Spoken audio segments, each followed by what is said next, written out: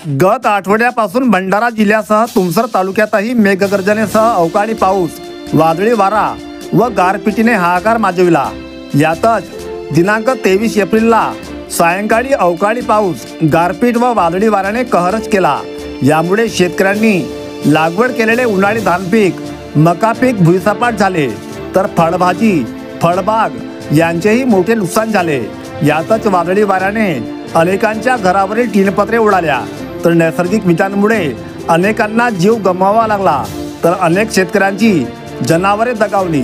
यामुळे संबंधित विभागाने या सर्व नुकसानीचे सर्वेक्षण करून नुकसानग्रस्तांना नियमानुसार आर्थिक भरपाई द्यावी, अशी मागणी चुलाळ येथील शेतकरी इंद्रपाल सिंह सोलंकी यांनी केली आहे। सिंह सोलंकी, राणा चुल्हाड, तुमसर तालुका। आणि हा कालच्या पाऊस आल्यामुळे, अवकाळी पावसामुळे हे जे आमचे नुकसान झालेलं आहे आणि आमची खूप हानी झालेली आहे। आम्हाला येथे कमीत कमी 80,000 रुपये खर्च आलेला आहे आणि आता तो खर्च कुठून निघणार, असं धान पुरा नाश झालेला आहे ना। मी हेच अपेक्षा करतो शासनाकडून का त्यांनी हे सगळा सर्वे करून आम्हाला याची भरपाई मिळवून द्यावी।